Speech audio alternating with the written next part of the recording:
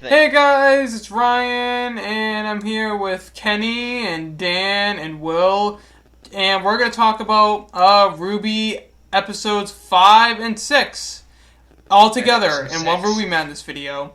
Yes. So I guess you could call this RWBY Coward Super Size Me Edition. Ryan, the joke was already made in the title of the video. Oh well, they saw it and sighed inwardly when they clicked on the link. Oh well, fuck you. I can explain the joke. Oh, please don't. You guys don't not read the title before you watch it, so that you get the context of the actual title. God, what's wrong with you? I'm pretty sure that was English, but I haven't finished my degree yet, so. Yeah. So how about that good and decent episode, huh? Yes. Hold on. No, I gotta. Which one? Wait, which one are we talking about? Episode 6. Oh. Let's talk about episode 6 first. 5. I feel like we should talk about episode 6 because that's the one that everybody seems to wants to talk about more. I want to talk about episode 5 more, but because I know Kenny has problems with it, and Ryan, I'm pretty sure you have problems with it based on your sarcasm. I talked with you about it on yesterday. No, I have not talked with any of you about it yet. I literally only just saw it. I only put it on at 9:45 and saw it for the first time. Oh shit! Okay, we must have been talking about something else on Thursday. Or you're talking with someone else. Yeah. Oh shit! We were talking about episode 5. This will be awesome because I love that episode. I thought it was great. I thought it was great too. I mean, there were some things about the animation that was a little sluggish, but I thought it was great. I thought it was decent. Why? I have a lot of things I need to address, and I'm very emotional about this right now. Okay, Kenny. All right, Kenny, you go first because you seem to have a lot to say. First of all, I just want to clarify who I'm directing this frustration towards. Part of it is towards the show itself. Part of it is towards the RWBY fandom, and I think I'm going to tackle that first. Okay. And a lot, so RWBY has been it's been getting a lot more criticism than it usually does. Most of it is coming from Tumblr. I don't want to blame Tumblr on every bad thing that happens on the internet. Tumblr's becoming the internet's version of Fox, and that's not a good thing. Wait, Tumblr is taking over 4chan's bad reputation? They have the inverse of 4chan's bad reputation. They're they're very ultra liberal and ultra progressive, but to the point where it's not really progressive anymore. What? Yeah. Basically, these are frustration. This is a separate set of issues. But what about the RWBY fandom in particular? So about the RWBY fandom. So first of all, there have been accusations of what they're calling queer baiting, which is, they're teasing the ships, but they aren't actually delivering on them. Oh, first of all, God. I'd like to remind everyone that shipping is still all headcanon. Now, they did say that they were interested in making characters gay and bisexual, and representing sexual minorities, but first of all, they're already established. They're under no obligation to do so. They are under no obligation to do so, and they're not going to just change all of the things that they already planned way before the series even started just to accommodate for your headcanons. Yes, if you cannot remove your headcanon from your ass, you might as well just shove it up there further, because no one gives a shit. They couldn't even shit out your fucking head because they don't give a shit. I don't know if that made any sense, but okay. Look, I can assure you that it was concentrated, rage, fueled by the faith in humanity that was lost. Now, this doesn't mean that they're not gonna do it, but they specifically said they don't want to force it and make it seem forced as hell. Now, yeah, they're gonna make nods and jokes to the fandom. I thought we liked that. Yeah, because that's funny. Yeah. That's one of the things I liked about this episode, where it became clear they were fucking with us, because they teased no less than 3 different and conflicting ships. Yeah. Wait, what? What ships? Wait. Let's Ruby Blake, Yang Blake, there was John Weiss, Neptune, and Pyrrha-John. also a bit of Jean Ren. Oh, and Jean Ren. And Yeah. Nora If you Ren. want to read into that. Oh yeah, and Nora Ren. Nora Ren being kind of like the most obvious. Okay. I guess this is evident in the fact that I'm not one of the biggest ships out of all of us, but Oh, and Blake. I thought those were just fucking relationships. Like, I agree with Kenny. Ships are only headcanon. I don't even think about shipping unless the name comes up. See, that's the point, Will. The joke of shipping is that any relationship and any type of relationship can be used as the basis for it. And in cases where it could be a legitimately romantic relationship, that's where you get more serious shipping, where you actually have, like, various tend to be the more popular pairings. But you can make it out of any relationship, which tends to lead to what's called crack pairings, which are more just for fun. That's stuff like Ozpin and his mug, for example. He carries his mug all around. Okay. But what I'm saying is what you're saying makes sense, that they are just various relationships between people. And the point with shipping is that it's assuming that they are all romantic, which is the joke. Why are we making this big hubbub about this if it's the whole point is why do we care that Tumblr is retarded? We've known since the beginning that Tumblr was retarded. So why do we care? Well, a lot of it is that these are still fans of the show who are threatening to drop the show because of this. Jesus! Fuck Why? that! Why would you do that? It's getting a little absurd. But the thing is, there have also been a few very valid criticisms from them that I still want to acknowledge and address. But I'm just that's what I'm getting to. But I want to get all the shit where I think they're dumbasses out of the way. Okay, all right, fair enough. Clear the air of shit, Kenny. Alright, so another thing I want to remind those people of is that these characters are teenagers. I don't know if any of you remember when you were teenagers, or if you still are teenagers, in which case God help you. Or if you're, or if you have yet to become one, in which case, God Prepare for the worst. In which case, what are your parents doing right now? I'm gonna call Child Protective Services on you. You're on Tumblr. Yeah, why would somebody under pubescence be on You'd be Tumblr? better off. You'd be better off on Pornhub, honestly. Yeah. As someone who never uses Tumblr, these are some very enlightening comments. Team Coward, you're better off going to Pornhub. I do like Tumblr, but certain Sex groups, of it are just awful. Yeah. Well, I'd say that's a function of any group of people. There will always be a subset of any group of people that are, complete assholes. The reasons for that, though, can be varying. So Yes. But, I mean, the main problem I have is with Tumblr's format. It's very easy to spread bullshit without being called on it. Yeah, you can't comment on other am people's reporting. posts, really. Back to what I was originally saying. Yeah, these characters are teenagers. They haven't figured themselves out yet, so there's a whole wide array of possibilities for them. Just because, they seem away right now, doesn't mean they're gonna stay that way.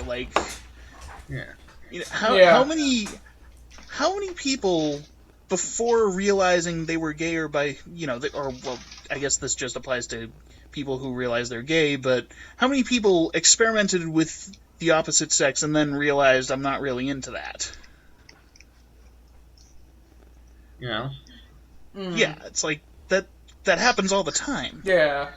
Especially in a heteronormative society, but even then, it's still even if you have a society where everyone is cool with the idea of gay people, and it's just not really. It goes kind of both ways. Especially once you're aware of the fact that there are differing types of sexuality, yes, you're gonna have to confront. Well, okay, what am I then, and try and figure that out. And it's not always obvious. Pretty much. Yeah. Now, yeah, I got a little off topic there, and I'm kind of trying to gather it all together now. It's all right. Yeah, I mean, just because you don't like what the show is doing right now doesn't mean you have to drop it forever.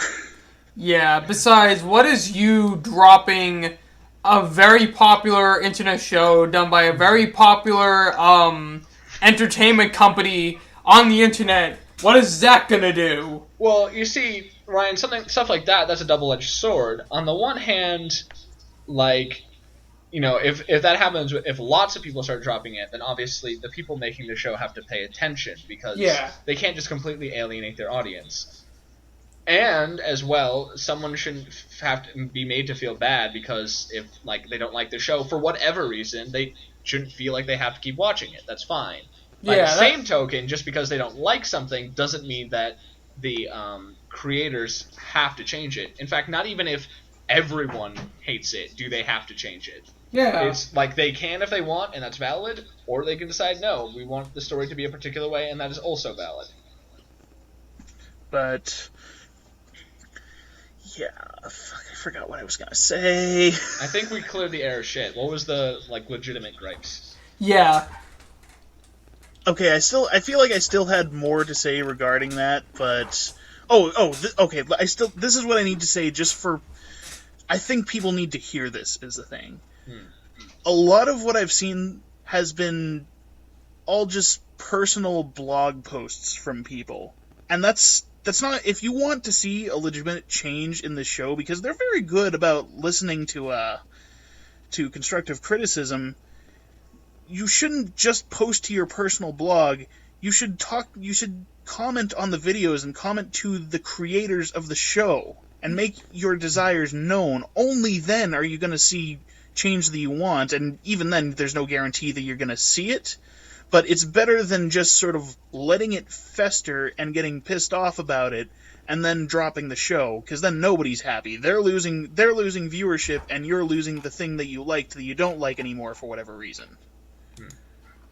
But anyway, now on to the more legitimate gripes. Characterization has been weird. Let's be honest with ourselves. Yes, it has. But the same, your earlier comment applies. They're fucking teenagers. Teenagers are weird. True. They are. And some of it, at least, is from actual character development, a la Weiss. Yeah, but at the same time, it seems like Weiss just sort of turned around. Fluctuates. Yeah, she just sort of like fluctuates in between, you know, the rich girl and the nice girl who's changed. I feel that's part of, again, here's my thoughts on that, if you don't mind me cutting in. Okay. I feel like that is actual character development, and it's part of the fact as a teenager. She hasn't actually fully changed into a better person. This is her... But she wants to. She took what Professor Port said to heart and wants to be nicer to everyone. She didn't instantly become a better person, and the reason it seems weird is because it's at least partially an act that she's trying to make true. Yeah, she's trying. Like, so the reason she acts weird, the reason she acts over the top is because she's overdoing it. She's trying to force herself to be super nice, to be super attentive, to be super supportive. And that's why it seems a bit weird. And then when she, like, goes back to kind of, you know, hold her slightly more bitchy tendencies, it's where she's either slipped up or where she didn't feel like it was necessary to try so hard. Hopefully, eventually, she'll find a balance. I do feel like there are times where she's genuinely being nice. When they were all trying to comfort Blake in episode 5, I felt like she was being genuinely nice and being supportive. But like that was good. That little scene there. Yeah, but I didn't like Blake in that scene. She kind of, you're stressed out, and I can see you having an outburst like that when you're stressed out. But it kind of felt like you were kind of being a douche for an unnecessary reason. You're being an unnecessary douche. Well, yes, I mean, and at least she got over that quickly. Yes, she did. I'm happy for that. And that, interesting enough also makes sense. Have you guys ever been that tired? Like, literally stayed up for a day or two? I have. Yes. I have. Oh, And let me God. tell you, it's trippy as fuck. And For those of you who... Yeah. For those of you who break into haven't... rants. Yeah, for those of you who haven't been in high school yet, be prepared. You will spend at least one, and almost certainly more than one night just being all up because for whatever reason you have. Oh, And don't worry. it's weird. Yeah. Especially you notice in episode 6 where Blake is trying to like really get to like have a heart to heart, where Yang is trying to have a heart to heart with Blake, and you notice like she makes all these good points, and Blake is resisting, but she doesn't give logical arguments. She's just going down the same track, just saying the same thing over and over again. It's because she's so tired, she can't think straight, and she's literally running by just going through the same thought processes over and over. She can barely easier. register, like, Yang Yeah. is giving a logical argument, and can't even register that it's different from just stop. That's why Yang had to be Like- constantly like, I'm not telling you to stop, just slow down, here are all these reasons, move the hug. Because she's, like, completely... When you are really low on sleep, you go bonkers. Yeah. Like, you do not make any sense. Your brain stops working properly. Well, yeah, because you didn't get any sleep. Exactly. And then... And Yeah. you're running on fumes, which Yeah, isn't good either. and this was an example of basically, like, a bad idea leading to more bad ideas. She got tired, and because she was so tired she couldn't think straight, so she couldn't really grasp the fact that she needed to sleep. So, But it's like like what I'm trying to say is the characters, they do act weird, and the characterization does seem weird, but at least some of the cases it kind of like it does actually have some explanations. Yeah. true. I mean, yeah. Although this isn't as big of a deal as Tumblr likes to make it out to be, but there is a legitimate complaint with the way Jean has been acting. Yes. That's Yeah. one that- Ooh. John is being retarded, and as a lead, he should not be this retarded. Yeah. I don't think he should He be really- this retarded. Yeah, no, he should not be as dumb as he's been acting. And, Now- And kind of a douche, too. That being said, yeah, he's- I have seen that kind of relationship, but actually in a relationship of someone who just is not caring about anything else but one person, even though that person doesn't give a shit about them. I've seen that from the outside, and the person who is head over heels is legitimately stupid. So mhm. I He's have to give literally- it to John. He is like it's not even this isn't even a new concept. I mean, it's literally Romeo and Juliet. If you've actually read that play, he is acting completely identical to Romeo, which means yes, stupid and a little bit douchey, combined with some friend zoning, which is also a thing that actually happens and is stupid and slightly douchey. Although I less mean- so than just being than straight up Romeo. I mean, I'm just... If you're talking about the reaction of, I'm in the friend zone... No. I'm saying I- he's friend zoning Pyrrha. She isn't actually doing that. The standard Yeah. reaction, which is what makes this dramatic instead of annoying. I find John still to be fi- more... I still find yeah. yeah, he's definitely not acknowledging Pyrrha, and that's part of the problem here, but I think the bigger part of the problem is Weiss is not interested. You should stop. Clearly, she's even said it to his face. Well, It's not even like an ambiguous she's turning him down. It's straight up she has said no. Yes. She Like said twice. no. You should stop. The first time, okay, I'll give you a bit of leeway there. Maybe you guys have literally just met at that point. But now after she turns you down for the second time with a straight up no, stop. Yes. Stop. Go after Pyrrha, you idiot. but he Well, does, they're going after doesn't even know Pyrrha. about her yet. No, if you actually, She's just this conversation oblivious was- to Pyrrha. in some way, I think he just kind of gave up on Pyrrha, which is really odd considering his he thinks he'll be able to woo Weiss. But if you notice the end of episode 5, how when he's talking to Pyrrha and she kind of is sort of like hinting at, like, hey, you want to go to the dance? And he's literally, like, he just assumes that that she just must be super popular with the boys, and that he basically doesn't even have a chance. Like, so which is unfair, and it's stupid. Yeah. But it's not even just, it's beyond just not noticing. He literally doesn't even consider that it's a possibility that she would care. I agree. And plus, I feel like with Pura's side is that, like, look how strong and powerful she is and how good at fighting she is. Probably a lot of guys are intimidated of her, so they don't want to, ask her out. That is probably the case. And in some ways, it's almost to John's credit that, like, he clearly feels the exact opposite. Like, anyone else is intimidated, he just assumes, wow, like, people must like you because you're so, amazing strong. And awesome. Yeah. And, like, like, such a good friend, which is what makes this which is what makes this, friend zoning. And it's like, it's one of those things where, I guess what I'm trying to say is I'm not saying that John's actions are okay. They're not. They're stupid, but in a way that's characterization rather than bad writing. Okay. Yeah, I mean, it's just sort of, I feel like it's going predictably, though, is the gripe I have with it. How many times have you seen a scene where someone's right about to ask out the girl of their dreams, but she's talking to someone else? But the question is... Oh god, that was cliche as How many fuck. times do you think that's actually happened in real life? It's a big enough thing. It's also a huge wake-up call for him. Like, he might actually realize, well, since there's nothing there, wait. That's Pyrrha's why still here. Yeah, that's why I feel like in the next episode, since episode 6 was kind of like, like a build-up episode, really.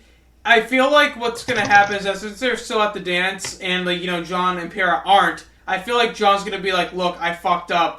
Do you want to go to the dance?" Basically, something along that line. I don't think he will. Actually, I don't think he will. He just... guys, in the trailer, you see a shot of Pyrrha really sad walking up a set of stairs alone in a dress.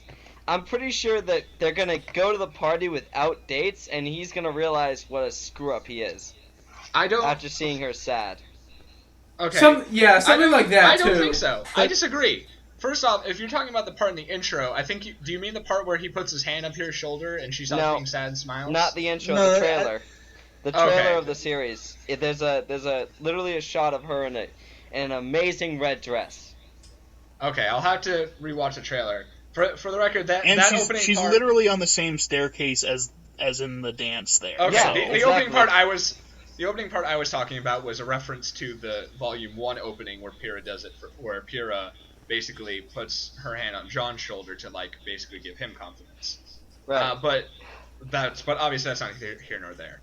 I don't think he's going to be like, oh, I was such an idiot. Like, I should have been with Pyrrha. Because that's not the thing. It's not all on John. Although he is being, like, he's being stupid and he needs to realize that he should stop pursuing Weiss because no is no. Again, that's at least... said.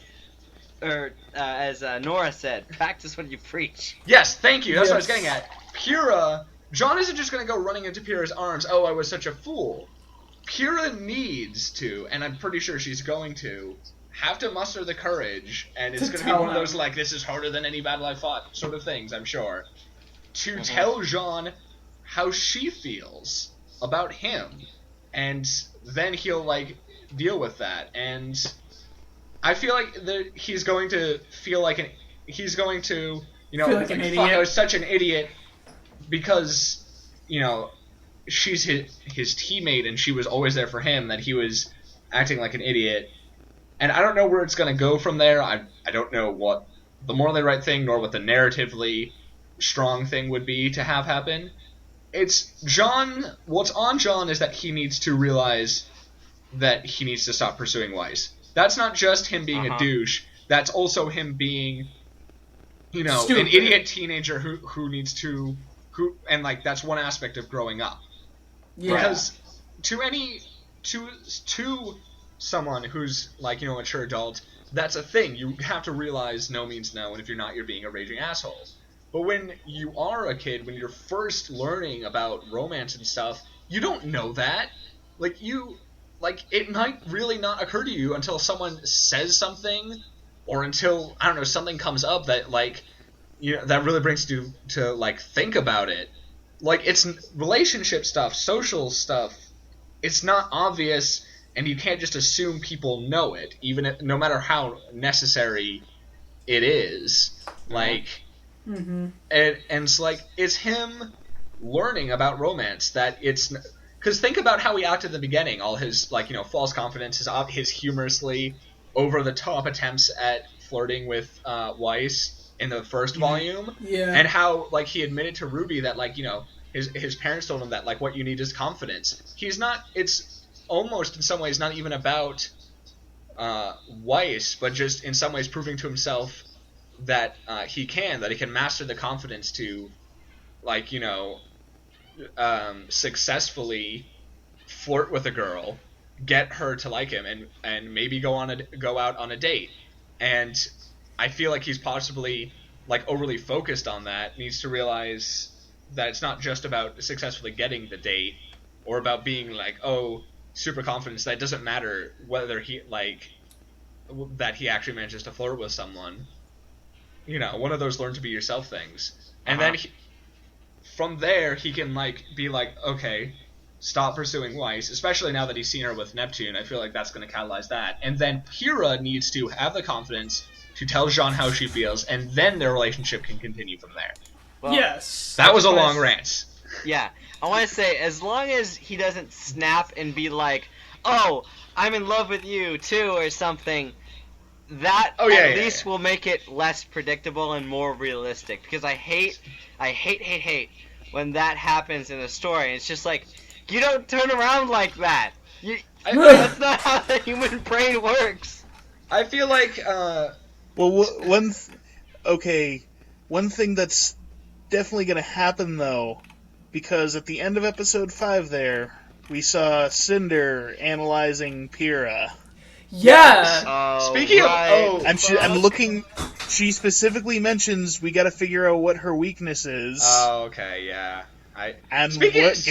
Guess who that weakness is? Yeah, it's very, appropriately, very Hercules. I mean, granted, Achilles, I'm more you acquainted mean. with the Disney movie.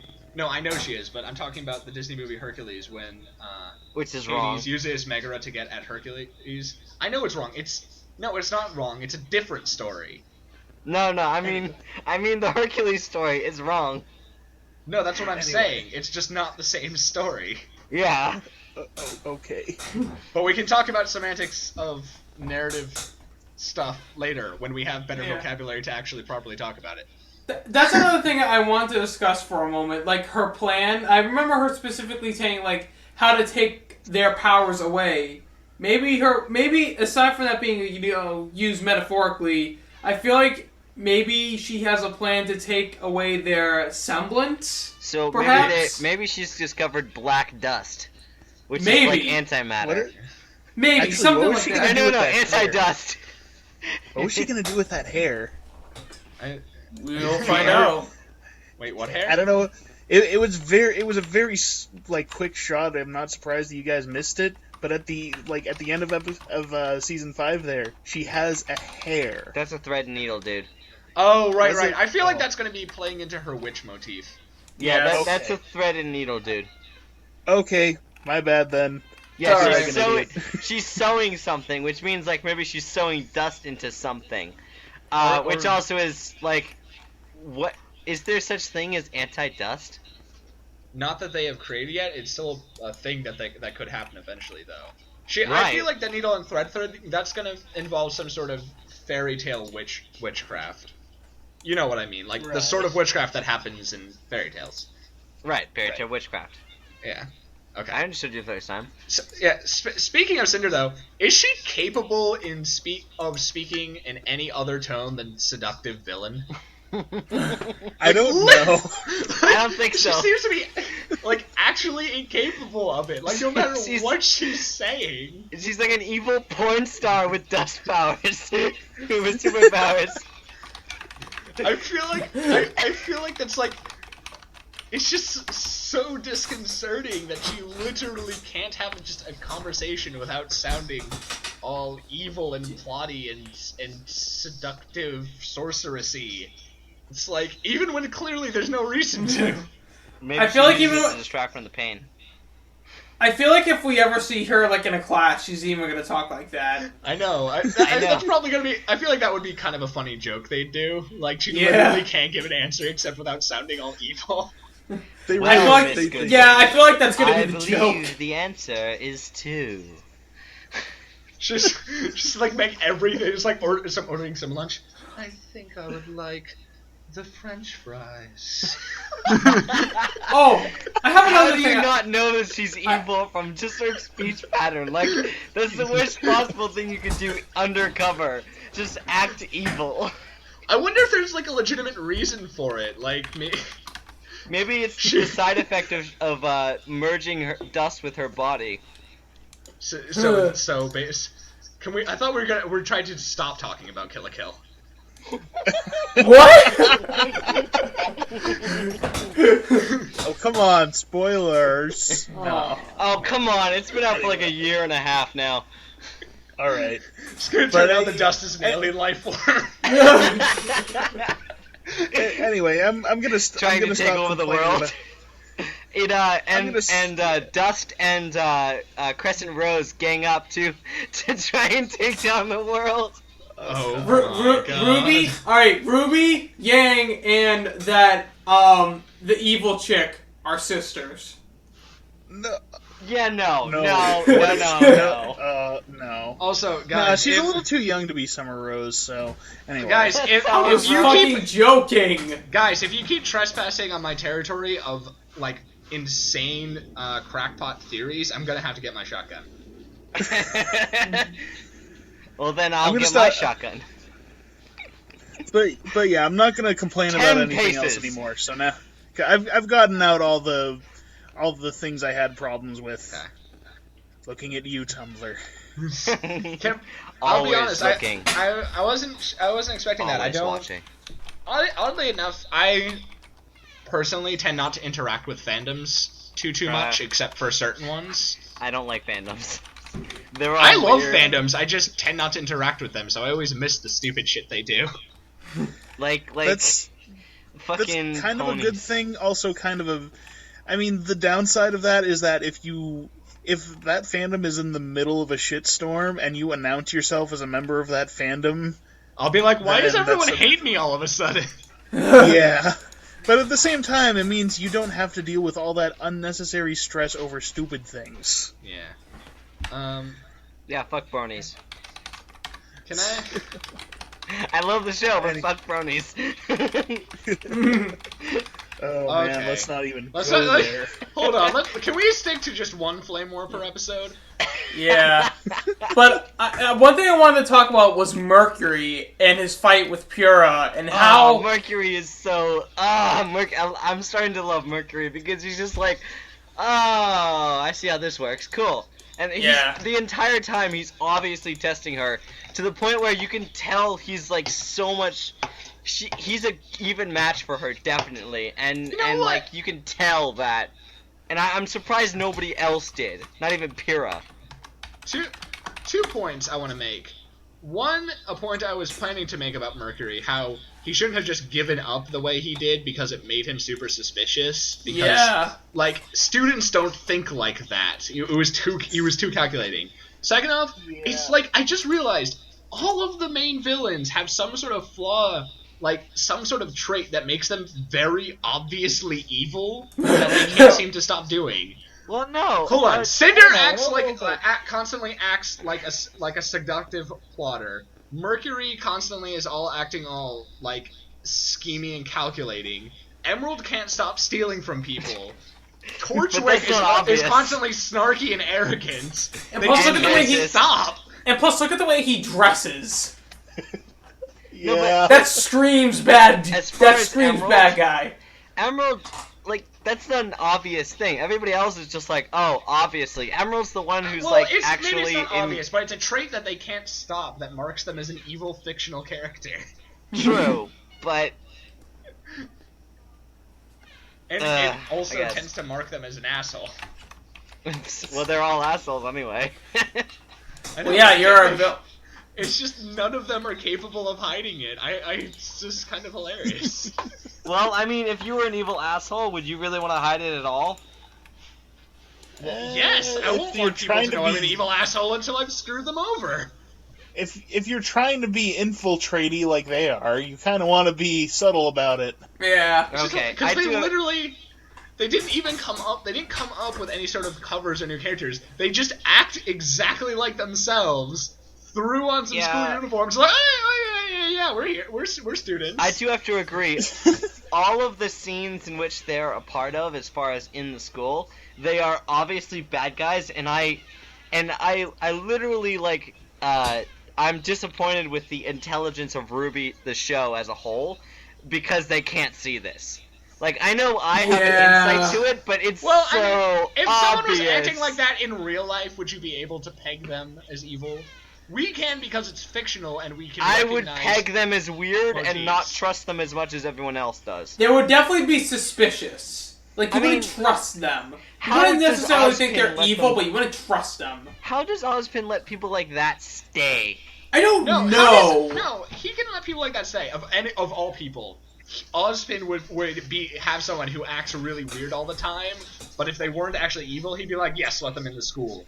And, like, cause that's just how he seems to me. What I don't understand is how did he not recognize them? Does he not know who these people are? They don't... Okay, I can see maybe Cinder, but we're not sure how much of Cinder is, as well as if she's even the queen. Like, we don't know if well, she's the queen, because... Queen If of you what? know what I'm talking about. I don't. The queen No. from Is this a theory Crow's made in a comment. different... The queen is moving her pawns. Oh, yeah. No, Yeah, that's not we have necessarily no a idea royal if that's queen. the They're just, queen I think or they're if just talking she's just about another pawn. chess motifs. About what? Oh, I guess so. I think it was just chess motifs. Yeah. I guess that is a valid point. Let's So, I think we can all agree that out of the two episodes, episode 5 was the better one. Yeah. Can no, we... you are factually wrong, and you should feel bad. Fuck you. The only reason I agree with you, Ryan, is because of the fight scenes. Otherwise, I would say 6 was better. I did. Oh I god, don't know. those fight scenes were awesome, and I Yeah, missed that was... them. Pyrrha made that episode. Even She John's fight scene was decent, even though Hell, it was I like, love it. a second. Cardinal did a fantastic job. I mean, they're good fighters. They just don't know how to Also, teamwork. Yeah, they Gunsword. don't... They don't know Suck how at to work teamwork. well together. Guys, fucking Gunsword. Did you notice that one? At this Yeah. point, that's pedestrian.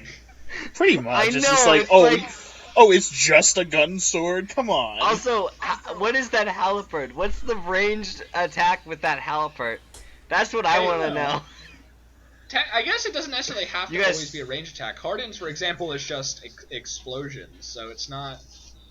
That's it's just it's kind of. I guess it is ranged because it did seem to be able to do it in a line. Well, plus keep in mind that ranged, as far as melee goes, is just outside of your reach. So even if it's like the worst bow ever, it's still a long-ranged weapon because it's not in your reach.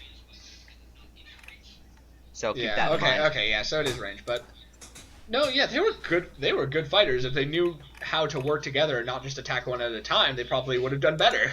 Even though Cardin whacked him in the face. with No, his exactly. Like, they mace. do not know how to teamwork. If they could, they'd be a powerful team. Cardin especially, he's very good at handling the heavy armor and slow weapon he's got. He when he casually deflects the Pyrrha's rifle shots with his mace. Mhm. He's good. Also- he knows what he's doing. Dust doesn't travel as fast as bullets do. I'm assuming Why because you couldn't block bullets like that. There's not Well, even why enough not? reaction time. Why not? Why not? Why not? Because it's physically impossible. So is Blake's weapon. Okay. Okay, I'll give you that one. Especially You if know look my- at it you know closely, my, the weapon isn't even qualms wrapped about around the the- trigger. about her It's weapon. wrapped around the like part you hold. There's no way for her to fire it. Period. She It's does almost like- anyway. Because it's fuck almost- you, I guess. It's almost like she has an invisible shadow that's just always following the gun and firing it. No, that's a different power. That's just the semblance of the universe. Fuck physics. Fuck physics. Oh man. But no, I like 6 more than 5. Even though I absolutely adored seeing the fight scenes come back in episode 5. I just like 6 more. They did a lot. They characterized wonderfully, Ugh. and like Yeah. they had Talk so about many that art things style. going. What I liked about episode 6 is that they clearly showed how much the acting has improved, especially when Yang's giving her backstory Right. and Yes. the whole scene with Can we Blake. talk about Finally that learned- art style? Okay. Finally I- learned I- what's up with that. I think episode 5 might be a better episode as a whole. However, there are certain parts of episode 6 that are just really good, and Yang's backstory is so one of them. Yes. I My want to God, say Yeah, that was was amazing. amazing. I want to If say that was like from, the only thing that had happened in that episode, it would have been a good episode. Honestly, I think it was one of the only things that really should have happened. Yeah. But, I wanna- that's just me. I want to say that as a up and coming animator, I did see the differences in who was working on what scene, because I could see the styles. Like whoever did Yang's like speech scene, they are phenomenal. They are amazing. The small That little was, I intricate think, movements of the deliberately human in a different beings. art style. No, not that part. okay. I mean the actual animation and the thing. I love the art style, and we should talk I about feel that soon. like But I feel like it's not just different animators. You notice even from way back in the beginning of Volume 1, the fight scenes are always better animated. I think it's just that there are times where the animation quality will noticeably improve because they're focusing on it more. Usually Yeah. for stuff like the fight scenes, because that's the forte of the series. But I think they also added the same amount of attention to the the Yang scene. they've It's said like- that they've split up the different scenes Yeah. between different people, as well as different people do different mocap things for different characters. But like, Yeah. they in their live stream recently, they said that like a few people had different parts of episode 6, and I could tell the difference between the different parts because like the dance scene was. That was hilarious. As it was loose, Yeah. as it That was was hilarious. potentially loose, it was like it was very jumpy and not very fluid. If you know what I mean. To me, it was like it was the animation version of the black silhouette people from Volume 1. Yeah, Yeah, exactly. They finally It's came not to really- life! It's not The same. really a dance; it's the implication of a dance. No, but Yeah. literally when Yang and Blake separated, right? It literally looked like there were two separate animation tracks for that. And then when she got into the dance with Sun, they just like copied the animation of all of the other people and put it on them. Yeah. It's like Yeah. I don't know. It looks sloppy to me. But I have to like, give Rooster Teeth. whatever. I have to give Rooster Teeth credit though. When they focused on the animation, like when they put more money into a certain part of the episode, like with the fights and stuff, they make it look really good, and they don't blow their budget. Hopefully, I mean, Well, we I did mean, some- they just force people to stay all night. Rooster Teeth, please do not resort to using crayon drawings for your final episode, please. Hey, I Which like the anime was crayon that did that drawing. again?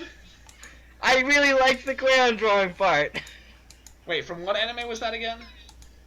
Neon Genesis, we lost the budget. I just want there to be a scene where everyone's just sort of clapping awkwardly and saying congratulations. What, like graduation 6 volumes from now? No, they all clap awkwardly, and then a penguin faunus appears and says congratulations. And then that's how the series ends. That's There's it. a random duck. There's a random devil duck. That's how the series will end. The fucking A random duck grim. God. Grims. I feel like that could be really terrifying somehow. That would be Ducks are really terrifying creatures, so... Ducks and all other types of birds are really fucking creepy. Ducks especially. Because they're necrophiliacs. They're necrophiliacs. We'll talk about that outside of the podcast, Will. Please I don't do, think because I don't understand your freaked outness of ducks. Look, it's probably best not to delve into that madness, okay? You'd be better off with a Necronomicon. Yeah. We'll talk about ducks until RWBY comes out with one. I enjoyed reading the Necronomicon. I don't believe in it, but I enjoyed reading it.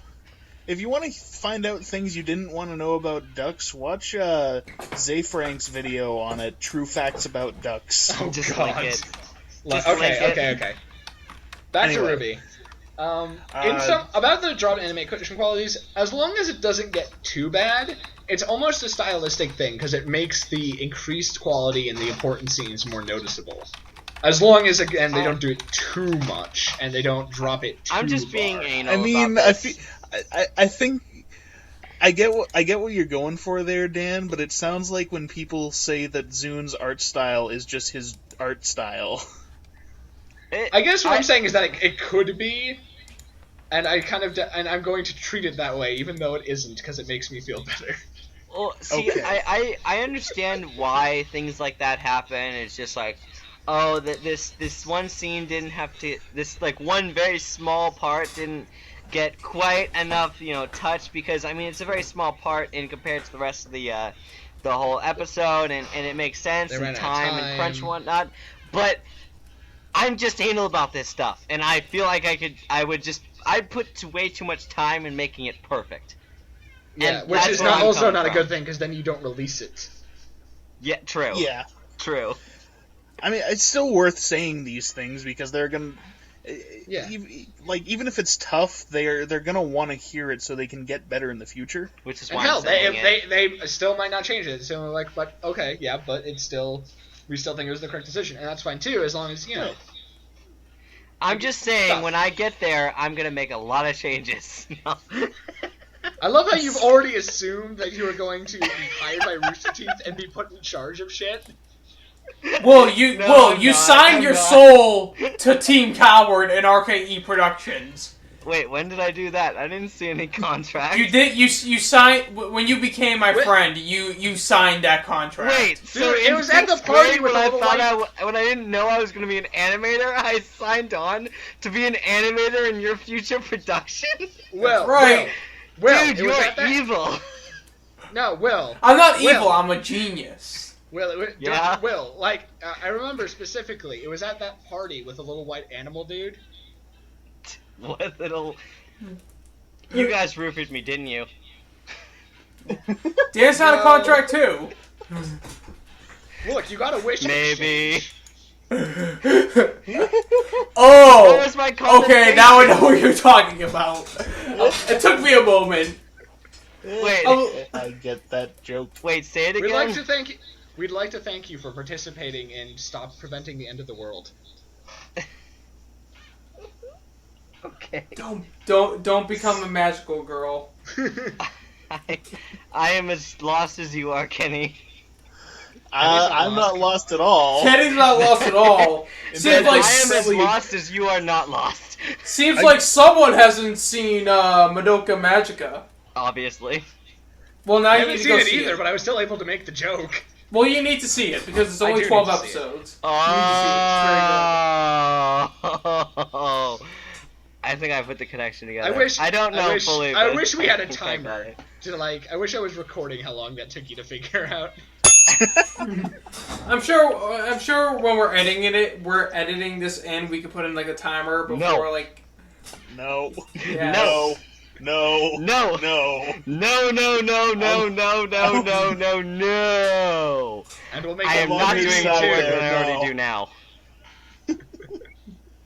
If it does come to that, I'll come to your house and help with that shit. But my God, no. Thank you. That must take like fucking days. Dude, it's bad because like I'll Yeah. here. So here's the explanation. You get the thing, you sync them all up, and then I listen to the whole thing once, right?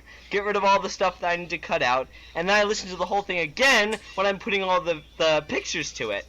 Which is also even more stop and go because it's like, oh, now I have to find a picture. Pause, go find the picture. Come back 5-10 minutes later with a perfect picture.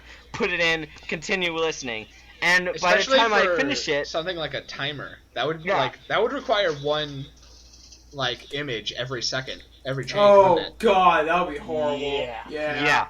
So I'm sure there's definitely an easier way to do it, but we don't know. We're freaking we're doing this out of like Will's basement. Come on. Literally out of my basement. Yeah. But yeah, let's get back on topic. Let's see. I want to see where they're going with this. I'm curious what will happen. Okay, one bit of characterization that did slightly confuse me. I feel like there might be an actual reason, but what was up with Ruby going out like the party's totally pointless because Blake won't be there? Because it's not going to be fun if her friend isn't there. No, I realize it would suck and it would be helpful, but why is she all like she acted as if there was literally no point in even having the party if Blake wouldn't be there. Well, I think it was like yeah, Kenny. It is a little bit of an overreaction, but I think she clearly didn't want to be at that dance. Yeah. Yeah. I get that. She felt awkward about it. By the way, Ruby and Sun, I am totally with you. Fucking neck traps and lady stilts. I know. Those things. Yeah. Neck traps. I haven't had to deal with lady stilts yet, but neck traps suck. Yes, they do. I like when you say that like you're gonna have to deal with lady stilts one day. A little insight in me. I have actually worn those before, and they are bad. Oh yeah. You do not want to. You do not want to wear lady stilts. They suck. Why is every piece of formal clothing ever invented literally the most impractical thing they could come up with? You gotta be in pain to Also, look good. Those things were invented for guys on horseback. Yeah, that's true. Like, no joke. high heels They're designed were for made guys for dudes. on horseback. And ties Think were about actually that. used as napkins. Ties were actually used as napkins. I thought. Yeah. When you think of it that way, it's actually very practical. That's There's a a different name thing. for it, a thing that you actually tuck into your thing that kind of looks like a formal napkin. I've seen those before. Thing, I don't know Ryan, what it's called, but that's not a tie. Well, yeah, but back in the day, they used to use ties before they became a sense of, like, formal wear. They used to use that as, like, napkins. Because it was convenient, it was just around your neck, you could just put up against your mouth. So worse than being completely impractical, they started off as practical things that they then made as impractical as possible. Yeah! That's what happened! Whoever designs formal fashion, whoever did design it historically, you suck! Well, I mean, as compared to frilly pants and sleeves, like if you look at Renaissance, right? How hot do you think those damn clothes were? I would consider being excessively hot a impracticality, possibly in both senses. Yeah, yeah. I feel like it could lead to embarrassment in both cases. I mean, in one case you sweat so much that nobody wants to talk to you because you smell disgusting and you have to wear perfume, or as the men called it then, cologne, or you just attract so much people that you can never really find anybody you like because all of the crazy people attack you. Or worse yet, you're already married and then everyone hates you because they think you're going after other people too. Pretty much. Yeah.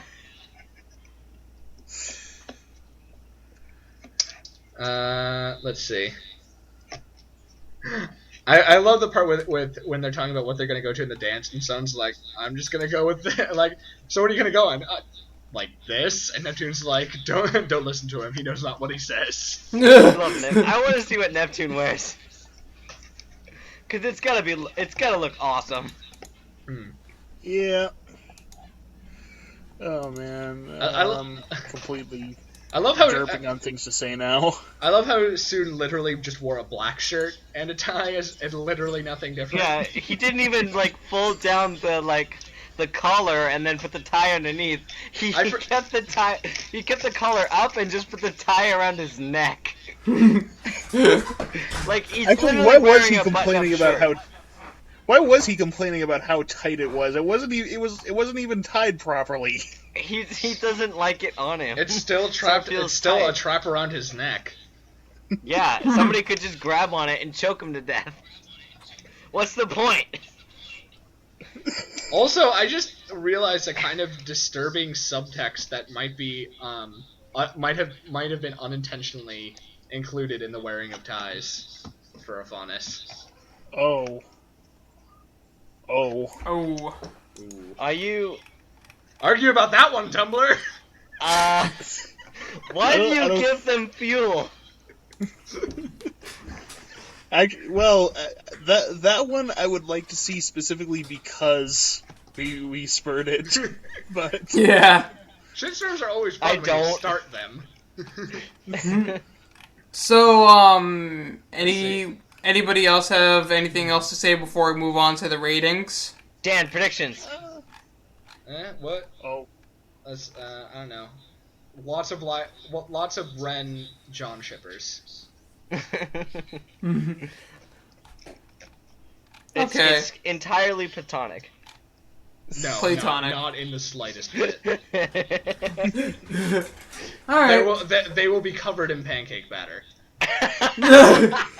You're just fueling the fan art, Dan. Pancake batter and syrup. Now you made you fueled it, like, you went over the limit. Like, now, like, we had a cup, Dan managed to fill it pretty nicely, but now, like, the water or whatever drink you poured into the cup is now running over the cup and spilling onto the table. You're just... Nah, too easy. Okay. Okay. I find it interesting. Nora, we finally see Nora again. She acted decently serious. Like, very... yeah, that's the first time we've seen her be serious. Yeah. I did like the callback to we're not together. Talk about Yeah. friend zoning. I wonder what happened, what's going on with them. They're in denial. Yeah, Are they? It's gonna be. Actually, I They're have totally to in wonder denial. if... What You know, if they? it almost seems like they did already have, like, the talk that not together. I feel like Nora did, like, have a crush on Ren, and in, like, before the show, they already went through it didn't work out. And I wonder if it's they had a relationship and it stopped working, but they decided to stay friends, or maybe Ren is gay, and that's like so it's incompatible orientation. Oh yeah. Maybe. Interesting. I don't Maybe it was both. Maybe they had a relationship and then he realized he was gay, and they decided to break it off and still be friends. Very know. Yeah. dramatic. That would also Nice. make the scene with John even more awkward for him. Oh. Also, Ugh. yeah. Also, my shotgun is prepared, Ryan. Or my shotgun is prepared, Dan. Come at I don't me. want to have anything to do with your shotgun, dude. think about this Jesus. for Ren for a while though. Before Jean said I need help with girls, he was saying a lot of things that were like kind of building up. I know. No wonder he I mean, wanted to get his clothes That was a back on. hilarious joke. That was... We haven't known each other for too long, and you're really quiet, but you're like you're like my best friend, you know? Yeah. Even though I don't really know you that much. I I mean, no, they would know each other well enough. They're on a team together. Yeah, but they don't know. He doesn't know him personally, apparently. Yeah. Yeah, I mean they clearly don't talk enough. Well, I I, think it's mean, more a he function of clearly why Ren doesn't in talk general. enough. Yeah, Ren Yeah. clearly doesn't talk Ren enough. himself so, doesn't you know. talk enough. I love I'm the John- part with Nora. She finally says something. He's like, Nora, I said keep your earphones on. Also appreciate Nora for wearing her own merchandise. I know. That too. That was great. Speaking of wearing things, I don't think Pyrrha has ever been in any clothes other than her fighting outfit. And the school uniform. Yeah, the school uniform once in the first episode where we see school uniforms. But like every other character now has started like really cycling through. I feel like it's important because in the first volume they had their normal outfits, which they're iconic outfits, and then their school uniforms. This volume, everyone except Kira has started really cycling through wardrobes and getting lots of like a bunch of different outfits, except Kira, who now has only ever worn her iconic outfit. I think that is the whole significance of the start of episode 5, where you see her alone in a locker room putting on her stuff. Like nobody else should see her like outside of her her known alias. I wonder, like she can't escape her persona, right? As that's what I'm saying. this hero. She is always a warrior. Yeah, that scene. Yeah, that scene reminded me a lot of in Red vs. Blue when you see the agents getting like in their locker room, like one of those. She reminded me a lot of Tex. Yeah, it's almost like the reason she isn't that in touch with her her emotional side is because she's never had to, and that's why it's so much trouble with her, which is also why she doesn't wear anything else. It's like she's just embodied this warrior for so long, she's having trouble getting out of it. Well, yeah, and also we don't know, for example, her family life or much about what her life was like out before Beacon. Right. Which apparently Beacon. we'll learn later. But we do know that she was a star athlete. Yeah, so she was like a world-renowned fighter. She was a star athlete and a celebrity. And think of how much pressure that might have put on her. As well as how much pressure makes did the parents put on her for that. It kind of makes me wonder. It kind of makes me wonder why she's even at Beacon in the first place when she's already a world-renowned fighter and she's clearly experienced. She's not experienced enough. I assume you also need to go through a formal education in order to become a licensed hunter. I guess so. Huntsman or huntress. I wonder what. I wonder what the process is on that. I mean, I feel like we get annoyed if they release a lore episode explaining Dust, but we'd be even more annoyed if they explained the politics of Vale. Yeah, I was annoyed at the Dust one. I wouldn't have minded a good thing on Dust, except that it didn't tell us anything we didn't already know, and or at least or just confirm and the only things it did beyond that was confirm stuff we were already fairly certain was possible. Which would have it didn't tell us anything new or interesting. I'm sure there would be backlash against another thing like that instead of a new episode, especially because as far as I'm aware, it wasn't too well received. But I would be interested in one learning about stuff that isn't given in the story at all. Yeah. What does it mean literally to be a hunter, a huntsman, or a huntress? What is it specifically? What is their place in this world? And I would really be pissed if they did a recap episode. Well, Dan, that would piss me off. There's apparently going to be one of these break episodes that is exclusively DVD, so that may actually go over stuff that they don't intentionally want to say to everyone. Right. Except the diehard fans who will pay for it. And I have to like me. Because what I've seen so far, Beacon seems to me it's basically like college, and that's the thing with Pierre.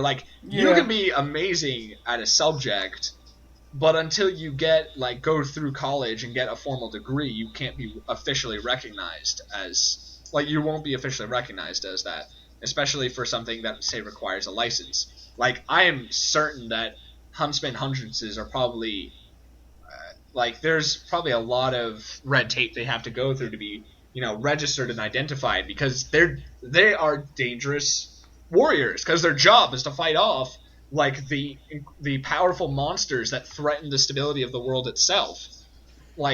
So no matter how necessary they are, if you are the head of a nation, you do not want people that powerful and that dangerous just roaming around doing whatever the fuck, because even if it's not their job to interfere, what if one of them has a personal vendetta or a personal agenda? What if one of them doesn't like your country? like, what is going to stop them from just wrecking your shit? They're probably very... Sorry, go on. There's that, but there's also, like, what if they behaved like actual medieval knights did? Ugh. Like, Yeah, maybe they did. Yeah, it's like, not every single huntsman or huntress is going to be a bastion of virtue. They're, like, it's just someone who's strong enough to fight the monsters, and does so. Yeah, I mean, like, watch it turn out like the samurai with their, test cuts and shit. Like, oh god. I'm sure there are some. I'm sure, maybe that's part of why. Actually, that might explain evenly why Ozpin would let people who, to us, seem so obviously evil, into his school, assuming he doesn't actually recognize them as being terrorists, because it's kind of how the Cinder is doing, basically, with whatever she's doing. She's planning on attacking the country itself. She, assuming he doesn't recognize them as that, even if they are obviously evil, that's not a reason to turn them down as a huntsman or a huntress. What the world needs is people strong enough, dangerous enough, and willing to fight the Grimm and protect the world. And if they're willing to do that, it doesn't matter how nice or good they are. They just got to be able to do their job. But he did say that his job is to create balance in the world, not just like go out and exterminate the Grimm, but to just have balance. Yeah, that's true. But the point is that they wouldn't actually they wouldn't reject someone. A school like Beacon wouldn't reject a possible student solely because of moral considerations. I mean, if it actually started getting in the way, if they started causing problems, then they're not going to stand for that. If they start, in some ways, that's probably why Cardin is tolerated. Still there, because he's very clear. He's being very clearly a bully. He barely tries to hide it, but he hasn't done anything to the point that's caused very serious injury or whatever. If he'd gotten away with his B plan back in Volume, or Wasp plan or whatever back in Volume 1 and had seriously injured Pyrrha, Cardin would probably have been the whole team would have been in serious fucking trouble, including Jean. But they haven't actually done anything of that scale to seriously injure someone, to put anyone in some serious danger. So it doesn't matter that they're complete assholes. Right. Plus, he would screen every person who goes into his school, but they're technically transfer students who most likely don't actually go through that same process. Yeah, they probably claim to be from a different school. So. Right. No, that's what they do. Right. And so it would be it would be a little more lenient when other kids from other schools come, because he doesn't expect them to abide by all of his rules, just the basic ones. And not only that, even if he suspects something, he can't just call them out on it, because that could cause a political incident. Exactly. So he has to be sneaky. Interesting. So he probably knows. He knows, but he knows he can't act against them. But does Cinder know he knows? He's already had to deal with it and has just gone back in time and is now trying a different way. I really do love that might be his power.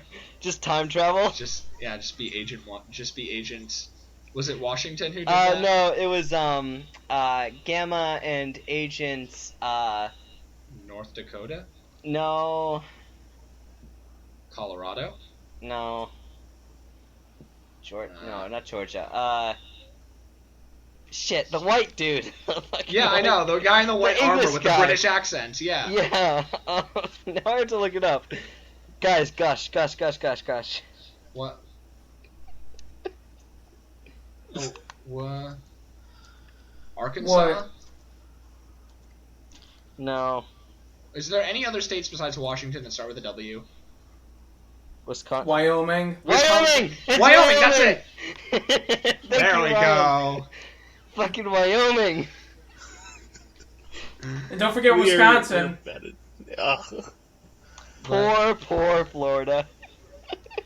Florida was awesome. Best fucking character. Florida is amazing. I love Florida. Captain Butch Flowers. Captain Butch Flowers. I'm so confused. You have no idea, and You- we probably just ruined everything for you. No, because he's confused, so it won't mean anything to him.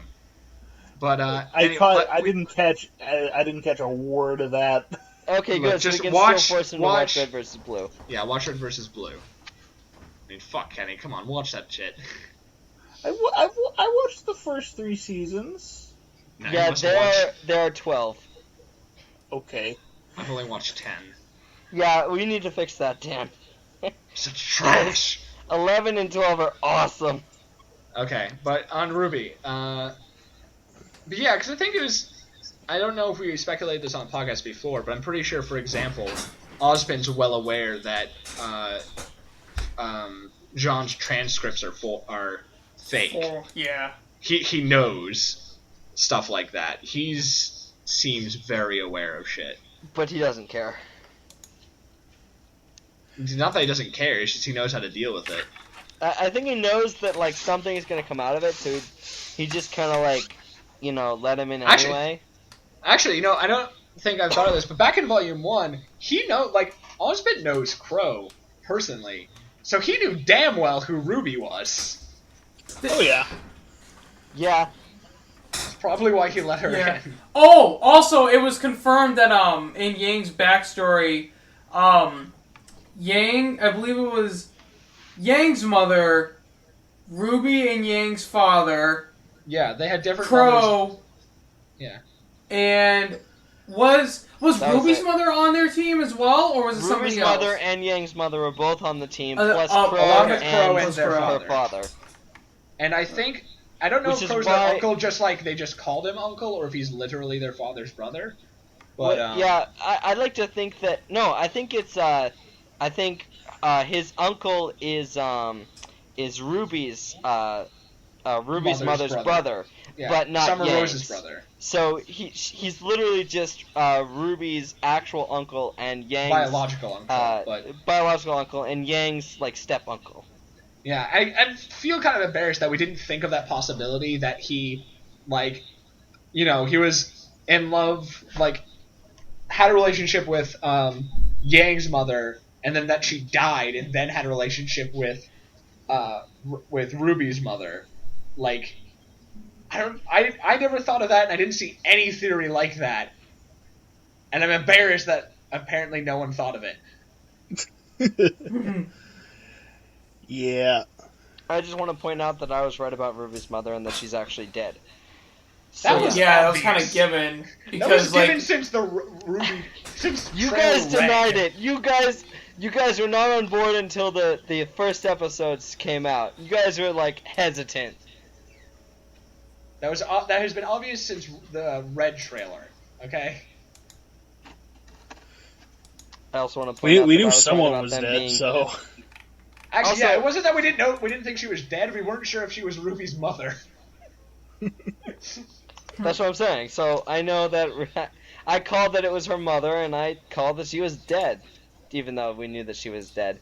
Yeah, it was like a couple episodes in or something that everyone figured that out. Also, Or her just name decided is to in go one of the with that. I don't songs. know. Her name is literally in one of the songs. Oh, that's right. It was when Red Like Roses Part 2 came out. That Yeah. everyone was all like, oh. Yeah, she's fucking dead. That's when it was confirmed, as well as her name is actually in there. They reference a rose in the summer, or a summer Now rose. I want to know more about Yang's mother. Yeah, I I wanna know. yeah. Though What's so her does name? everyone else, including Yang. So you know. Wait a minute, no, this still doesn't explain the big mystery, though. Why do Ruby and Yang have different last names, though? Actually, it kind of sounds like things got reversed somehow. yeah. So the women are the ones Summer- that have the name.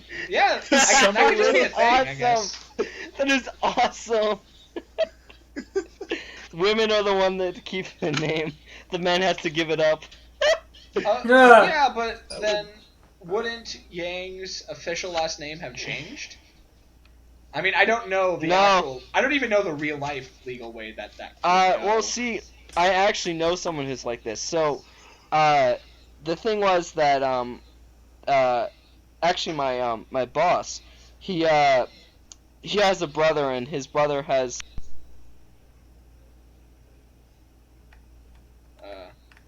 As what? Oh no.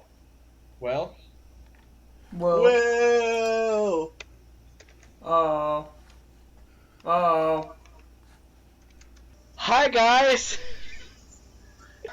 so you're telling us about what happens, like IRL, if like about last names and So marriages. what they decided was this guy, his last name is right, but their kids took on the mother's name because the mother had no existing relatives like to pass on the name. So the two boys were both named instead of because the other brother had a family. Okay. So it's No, but I'm entirely saying possible. no, but what I'm saying is just like normally if the last name of the parent changes, wouldn't the last name of the children change? Assuming they were still minors, at least. I'm pretty sure whoever is the parent, like so if in our world if the father dies and the mother continues on, the person who was born under the father's name still keeps the father's name unless they change it, Okay. which they might usually change anyway. I guess that would make sense, especially if the name is passed down through either gender, then they would because it's still their child, sort of thing. Okay. Right, yeah. Though at this So- point everything's so fucked up that I couldn't tell you really. So then we know that Yang's mother's last name was Xiaolong. Yeah. Yeah. And Probably Ruby's last from name is Rose. because this is a small and also fantasy world. I'm going to assume until proven otherwise that it's one culture per continent. So probably from whatever region Lai Ren is from. Yeah. I mean, perhaps Rooster Teeth will go more complicated than that, but I don't see why they would, except just to defy expectation. Which they do. Yeah. Which they do. And so then Ruby's mother's last name, obviously, well, we know her full name was Summer Rose. Right. We don't know. So I guess that just leaves we don't know their father's Name. maiden name. No, it would be gentleman name. It could still be maiden name. It's probably maiden name unless their world has a specific term for it. You just want to demasculize him, don't you? No, that's just the term. No, see, the thing is, we don't have a term for it. Yeah, Whatever's equivalent. but the remnant term isn't. We don't know what it might be. It might not just be a gender like the male gender form for maiden. Look, True. I don't these linguistic bits are very confusing because they're so entrenched in a cultural history. Yeah. I hate that sort of thing. Just let it be a fucking word. Whatever. It makes our job. His last name harder. before his last name before it was his original last name given to him by his parents. All right. So, And we actually wait. What? We don't know Crow's last name. You clever bastards. We don't know Crow's last name, so we don't know whose brother he is. You clever bastards! They got us good. I want to meet Crow now. It's probably not Especially going to happen. Yeah, until, like, it's not. That's season not 3, going to happen for a while. I know, but we saw him in the thing. He looked in the Yang's flashback. He looked like Vosh the Stampede. He kind of did actually. Also, Oh my we God, got to see his symbol too. What if? I missed that bit. His symbol that's definitely his symbol on the wall that Yang draws.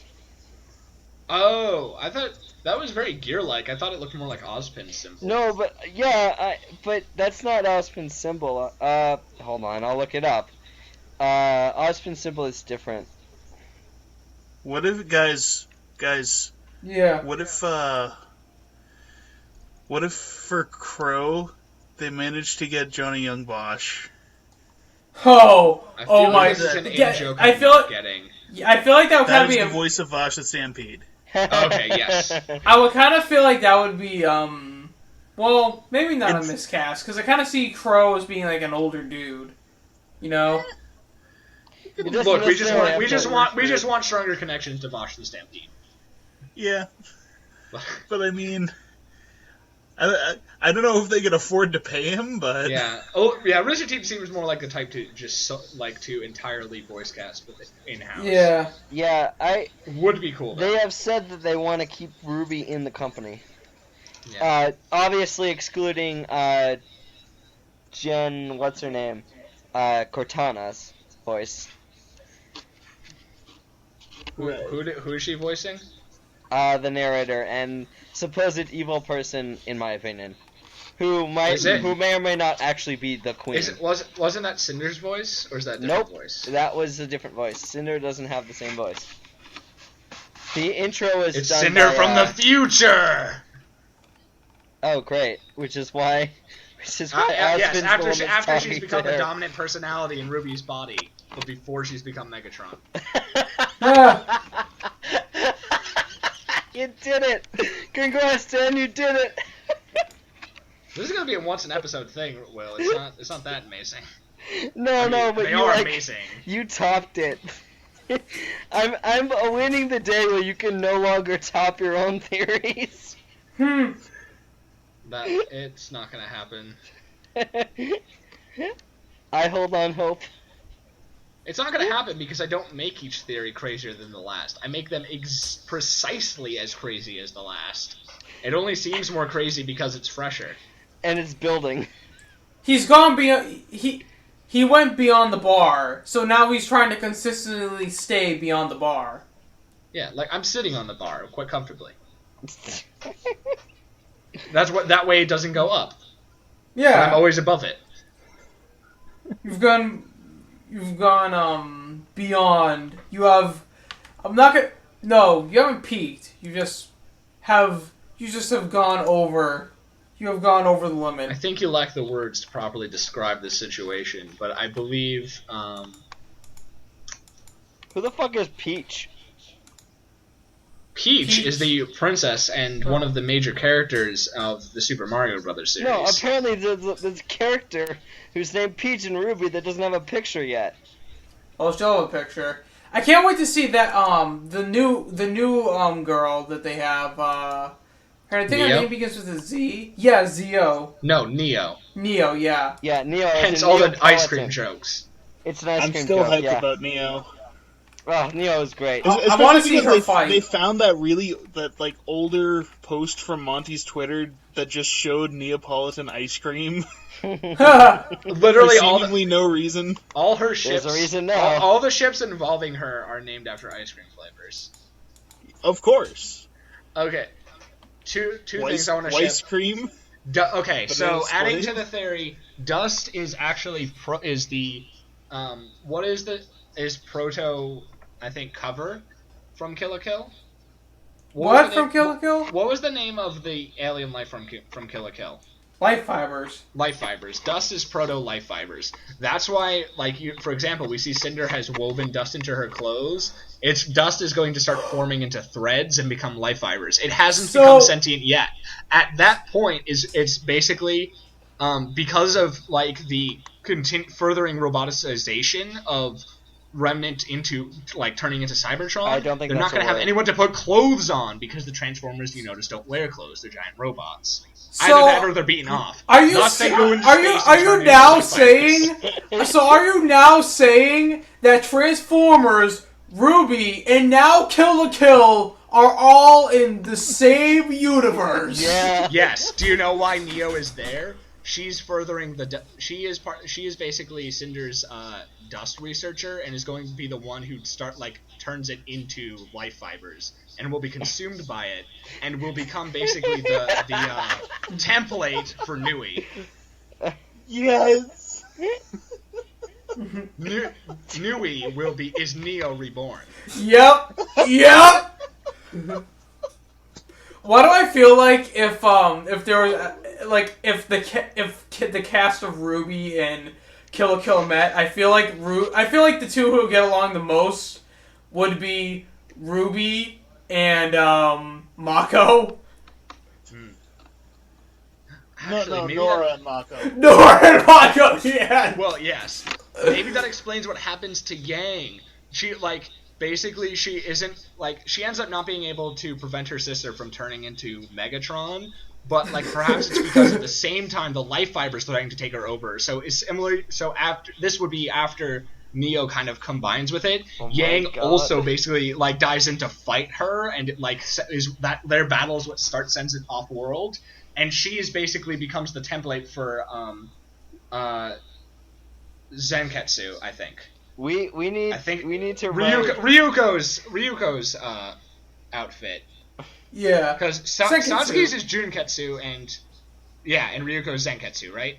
Senketsu, yeah. Senketsu. So Neo becomes Nui, and Yang becomes Senketsu. Oh my god. And basically, one of the reasons he's constantly supporting Ryuko so much is because Ryuko reminds her of RWBY. I think Team Coward has now become just some fictional in canon. It's just a literature publishing company that makes up stories about different people in the world. It's a bunch Thus, of we know nothing about podcasts, them. dude. Yeah. Also, we need to write the Team this. Coward canon has nothing to do with this. Team Coward canon is fan fiction. Dude, we need to write fan fiction about all of this. You can. I just come up. Yeah, you can. I'm gonna be writing my my web manga. I'm just telling the truth, man. And doing this. Getting the truth out there. I'm not sure about the whole Yang becoming Senketsu thing, although they do seem similar. But the thing is just that I'm not sure what Yang turns. She becomes Bumblebee, the Transformer. Oh! Yeah. I was off with the Senketsu thing, although it was a red herring. She becomes Bumblebee. Wait, so does she merge with Blick, or does she just become? No. No. Fusion. No, I don't think so. I think Blake might die in the war, and she names herself Bumblebee, basically. Yeah, that's what I was thinking. That's what I was thinking. In honor of her. Yeah. After they've confessed their love, obviously. Obviously. And I see. And what happens is, I don't know what happened, why this happens to John, but basically he gets sent through some sort of dimensional rift and turns into a girl. And renames I can see that himself happening. I can see that happening. What? No. Well, actually, no, I'd agree with that, because Jean is based off of Joan of Arc, and that's who I thought Saber was, until they Saber's fucked actually it based up. off King Arthur. Yeah, I know. I like Okay. I thought Joan of Arc was actually a better idea, but fuck me. Yeah. Of course, then again, in the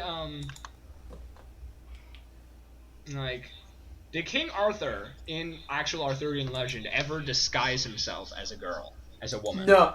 No. No, but that's always a according to dude. Fate Zero. And Because that would have fit in perfectly with Juniper's thing. I feel so. That's where they got the idea. For Fate Zero, King Arthur is actually a girl. Yeah. They couldn't say, oh, the king is actually a girl. So only the Knights of the Round Table knew. Yeah. If King Arthur had an Arthurian legend ever become a girl, then we could fully expect Saber to be just a straight up RWBY character, because that would fit with Juniper's thing.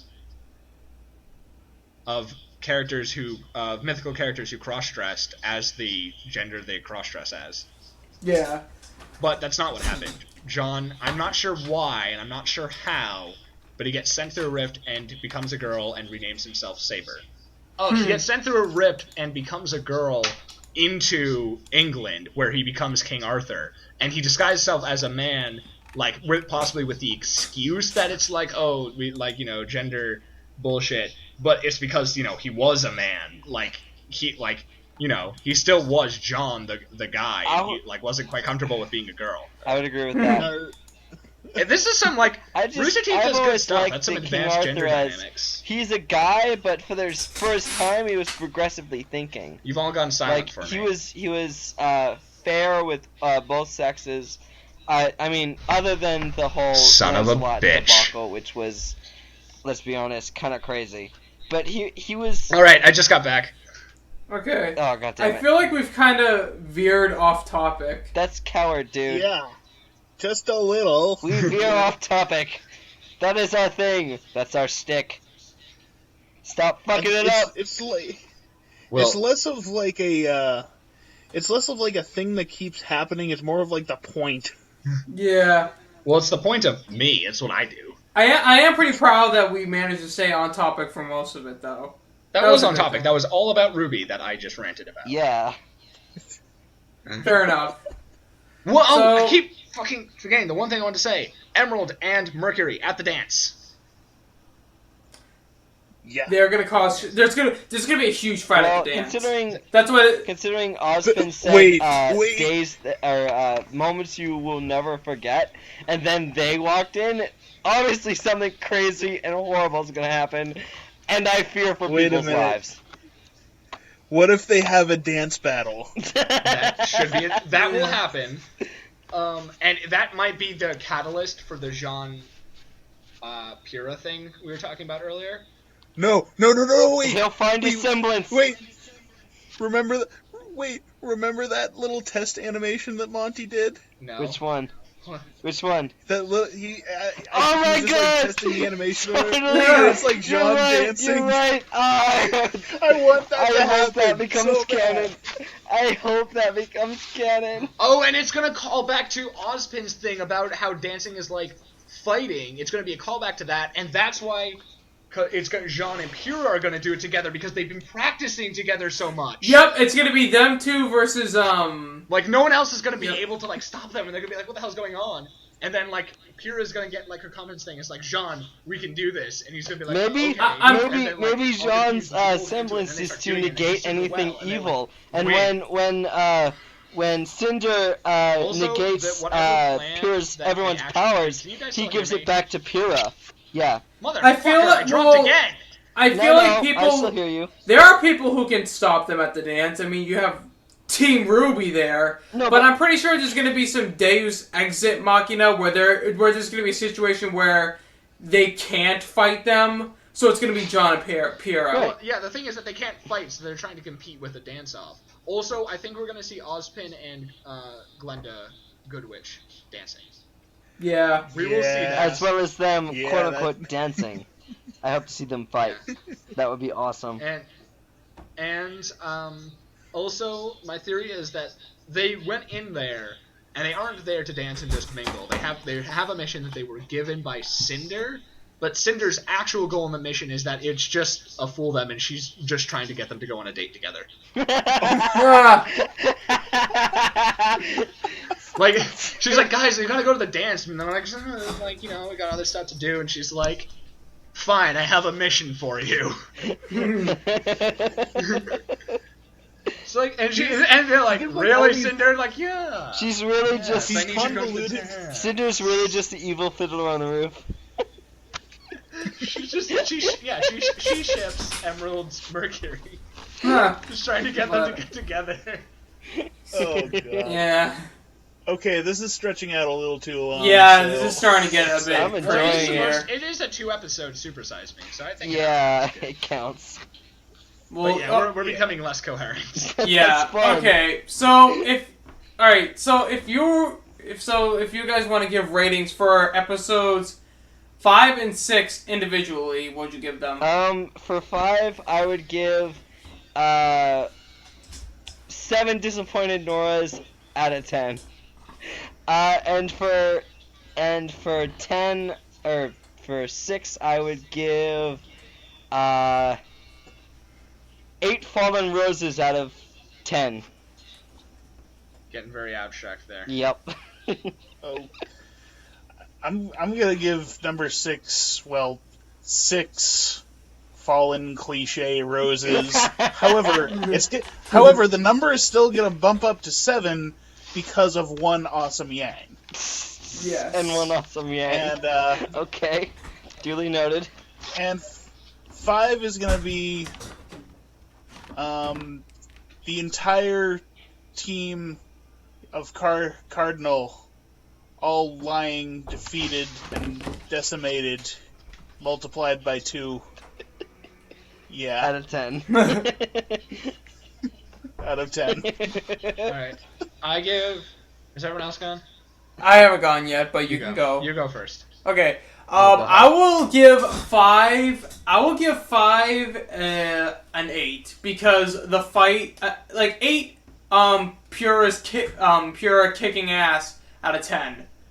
So because Pura was the heart of that episode and she kicked major fucking ass, and that's what we like to see. Monty do, make kick ass episodes of RWBY. For episode 6, I would give that a 7.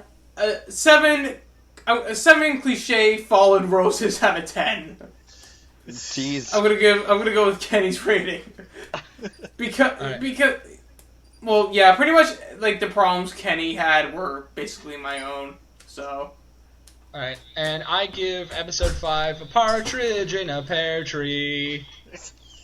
And I give episode 6 9 out of 10.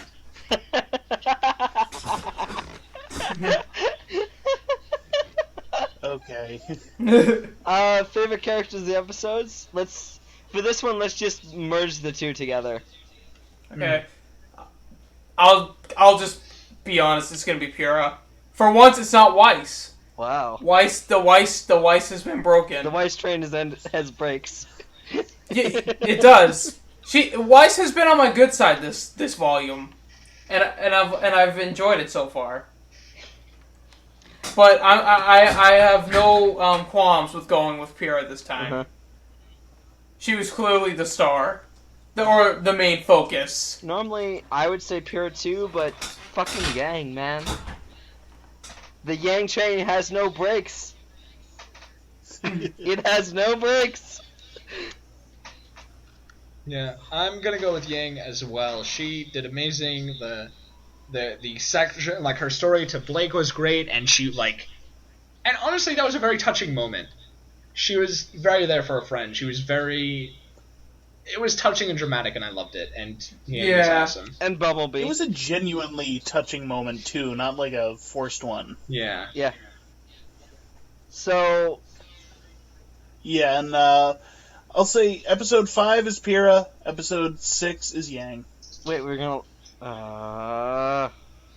Fine. I'll agree with you there then. Pura is 5, Yang is 6. Why Ren gets an honorable mention though for his stoic behavior. Yeah. Slowly reaching for his clothes because it's super awkward that he's half naked. Entirely naked just for a towel. A pink towel, by the way. Nice pink towel. Well, I mean, his color is pink and orange green. Pink and green. So, yeah. His aura is pink. Yeah. Yeah. Makes sense. Alrighty. So. Oh god. Okay. What was that, Kenny? Don't worry. Okay. I'll talk about it after. Alrighty. So. With that, don't forget to rate, comment, and subscribe. Don't forget to like our Facebook page, and now our new Tumblr blog. Despite how much shit we talked about Tumblr. Wait, Tumblr, why are you so stupid and awful? By the way, like our Tumblr page. Yeah, don't forget to follow it. Tumblr is the friend you can bash. When did I tell you that I made a coward page for Facebook? Haven't we had that since the beginning or something? We have, but I don't think I've ever told anyone. I just made it. Because I thought, why the hell not? There's also a Twitter. I don't use your newfangled social media. So. I know. It's the most annoying thing ever. Well, no, you use YouTube. YouTube isn't social media, no matter how hard it tries to be. It's trying. It really is. Well, it needs to stop. Also, because- another thing, share with your friends, because we haven't said that since the first episode. So share with your friends. Share with your friends. Share with your enemies. Share with everybody. We don't Share with your discriminate here at pets. Team Coward. Yeah, we'd love to have pet subscribers. That's But, alright, and with that, Team Coward bids you adieu. See ya! Bye. Joe the Cat.